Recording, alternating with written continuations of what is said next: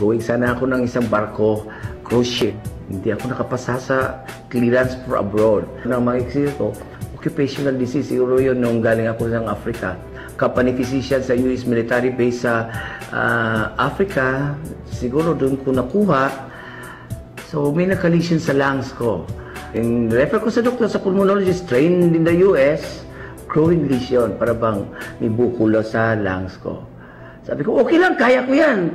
Pero hindi po pala kaya, para gusto ko tumalon doon sa dagat na umuwi ako from Cebu. Then a friend of mine, nakita ko, he introduced me about this agaricus. And then nang mabasa ko, yun, a very potent and very strong immune booster. Pang-booster mo na sa sarili mo, sa immune system ng body mo, para malabanan yung tumutubo na lesion sa lungs. So why not try agaricus? So sinubukan ko yon. 3 times a day, 2 capsules for 1 month, 1 capsule 3 times a day for 2 months, ganon. Din tuloy-tuloy 1 capsule once a day. Then pinarepeat ako every 3 months ng x-ray. For the first 3 months, ganun pa rin.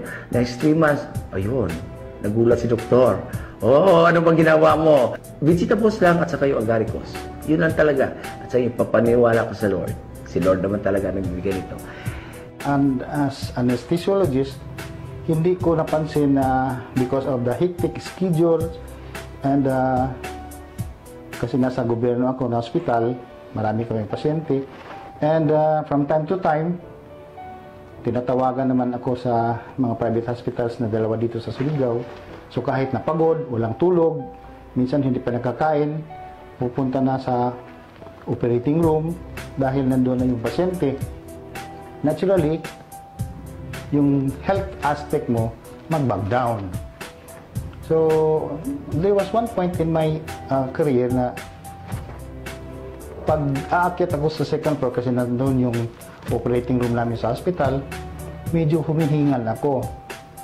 Sasakit, naninikip na yung dibdib ko, para akong sinasakal, minsan nagbablard yung vision ko. Yun pala, mataas na masyado yung blood pressure ko. Umabot minsan ng 180 over 120. So I take the medications, antihypertensive, for several years. And ganoon pa rin. Until luckily, I met a friend, yung dating chief nurse namin sa hospital, na nag-introduce ng classic herbs. As a physician, I asked for documents to prove kung anong sinasabi nila. After reading, nag-try ako ng Optiberry Plus. And lo and behold, after 1 month of continuous taking the Optiberry Plus, unti-unting naramdaman ko na pag-akyat ko ng second floor, nawawala na yung paninikip ng dibdib ko, yung parang sinasakal yung leg ko. And I found out na combination ng antihypertensive ko saka yung Optiberry ay nag-work out. So bumaba yung blood pressure ko, kino-continue ko na yung Optiberry. What is macular degeneration? It affects the eye. And unfortunately, I have that. I have a macular degeneration on my left eye. Macular degeneration is a dreaded disease. I would rather have cataract than macular degeneration. I didn't even know that I had it. Then I was seeing like mosquitoes flying around my eye. So I thought they were really mosquitoes. But then I didn't mind because I had a really very good vision. And then one time, because I'm really a doctor, I said, let me see. Then I tried to test. I could see very well. Then I tried on my left. Oh my goodness. There was a hazy area. If this is like your eyesight, on the left upper was really hazy. And that, I was really afraid. So I went not to an ordinary ophthalmologist, but I went to a retinologist. And I was diagnosed to have macular degeneration.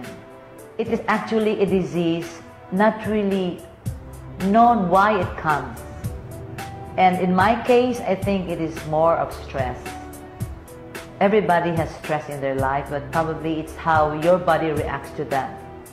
That's why it says in all our journals that antioxidants are very good controlling of the disease. And I am so happy that I have glutathione. I have been taking this drug for the past 5 years.